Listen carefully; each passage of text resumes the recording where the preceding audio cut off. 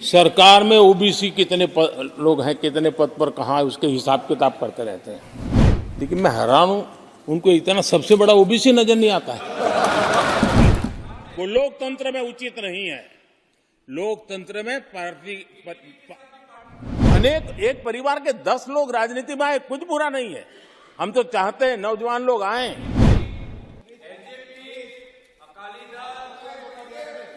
हम भी चाहते हैं ये इसकी चर्चा करिए। हमारे साथ, आपके साथ मेरा विषय नहीं है। जो पार्टी के सारे निर्णय परिवार के लोग ही करते हैं, वो परिवारवाद है। न राजनाथ जी की कोई पॉलिटिकल पार्टी है, न अमित शाह की कोई पॉलिटिकल पार्टी है। संसद में प्रधानमंत्री नरेंद्र मोदी जाति और परिवारवाद पर बोल रहे थे। राहुल गांधी, सोनिया गांधी और देश के अंदर जो परिवारवाद की पार्टियां हैं, उन पर सवाल उठा रहे थे। लालू प्रसाद यादव, समाजवादी पार्टी के नेता अखिलेश सिंह यादव उनको दिखाई पड़ रहे थे। लेकिन जब सवाल सदन के अंदर ही नरेंद्र मोदी से उठा कि आपके बगल में बैठे लोजपा और अकाली दल के नेताओं के लिए आप क्यों नहीं बोल रहे हैं, फिर मोदी की तो बोलती ही बंद हो गई। उन्होंने कहा कि मैं परिवारवाद का विरोधी थोड़े हूं, मैं तो चाहता हूं कि नए लोग ज्यादा से ज्यादा आए। ये हमारे और आपके बहस की बात नहीं है। बगल में अमित शाह और राजनाथ सिंह का जब नाम आया तो इन्होंने कहा कि इनके बेटे और ये लोग कोई राजनीतिक पार्टियां नहीं चलाते हैं, जो इनके बेटे राजनीति में आ गए हैं। और परिवारवाद का प्रधानमंत्री नरेंद्र मोदी का ये नया जो फॉर्मूला है, वो सुनकर विपक्ष के नेता जहां मुस्कुरा रहे थे, बीजेपी चुप थी। सदन के अंदर यह वाकया हुआ। कुछ दिन पहले जब बिहार में जाति आधारित गणना कराई गई थी, नीतीश कुमार विरोध में थे। तब यही प्रधानमंत्री नरेंद्र मोदी राजस्थान, मध्य प्रदेश और छत्तीसगढ़ के चुनाव में घूम घूम कर कह रहे थे कि देश के अंदर जाति कोई फैक्टर ही नहीं है। इधर राहुल गांधी जाति को लेकर अभियान चला रहे हैं। राहुल अपनी यात्रा में कह रहे हैं कि देश के अंदर जो जातिगत आरक्षण है वो लागू होना चाहिए, जातिगत जनगणना होना चाहिए। प्रधानमंत्री कह रहे थे कि हम देश के अंदर महज 4 जाति को मानते हैं, बाकी कोई जाति ही नहीं है। और उनके अनुसार जो जाति थी वो गरीबी थी, भुखमरी थी, और जो सामाजिक जो कुरीतियां हैं वो प्रधानमंत्री के लिए जाति थी। लेकिन कुछ महीनों में ही प्रधानमंत्री का बयान बदल गया। जब संसद में आते हैं तो वो कहते हैं कि कुछ लोग जाति की बात करते हैं, ओबीसी समाज की बात करते हैं। अरे सबसे बड़े ओबीसी इनको दिखाई नहीं देता है।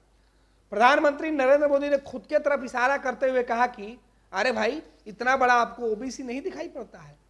फिर बीजेपी के लोगों ने मेज थपथपाकर प्रधानमंत्री नरेंद्र मोदी की सराहना की। लेकिन ये लोग वही हैं जो कुछ दिन पहले तक प्रधानमंत्री के जाति पर सवाल उठाए जाने के बाद कह रहे थे कि देश के अंदर जाति की बात नहीं होनी चाहिए। लेकिन अब प्रधानमंत्री को लग रहा है कि ओबीसी समाज की चर्चा करनी चाहिए।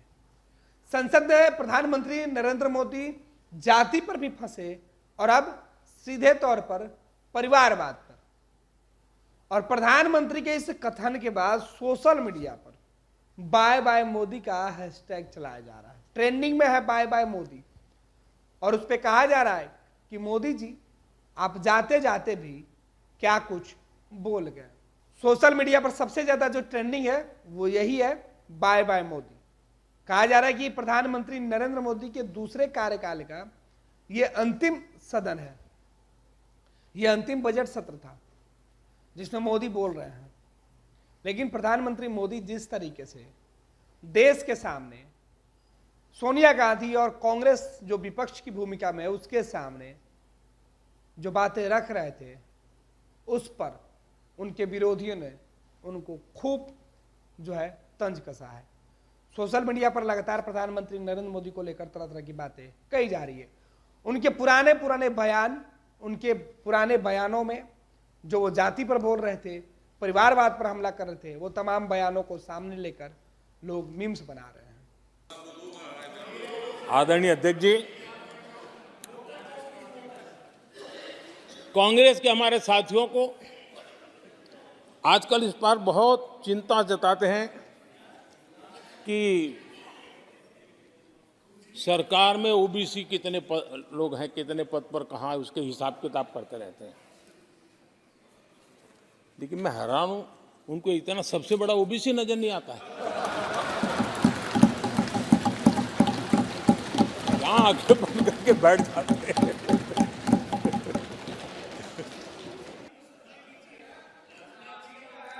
हम किस परिवारवाद की चर्चा करते हैं? अगर किसी परिवार में अपने बलबूते पर जन समर्थन से एक से अधिक अनेक लोग अगर राजनीतिक क्षेत्र में भी प्रगति करते हैं, उसको हमने कभी परिवारवाद नहीं कहा है। हम परिवारवाद की चर्चा वो करते हैं जो पार्टी परिवार चलाता है, जो पार्टी परिवार के लोगों को प्राथमिकता देती है, जो पार्टी के सारे निर्णय परिवार के लोग ही करते हैं, वो परिवारवाद है। न राजनाथ जी की कोई पॉलिटिकल पार्टी है, न अमित शाह की कोई पॉलिटिकल पार्टी है। और इसलिए जहां एक परिवार को पार्टियां लिखी जाती हैं, वो लोकतंत्र में उचित नहीं है। लोकतंत्र में पार्टी अनेक, एक परिवार के 10 लोग राजनीति में आए, कुछ बुरा नहीं है। हम तो चाहते हैं नौजवान लोग आए।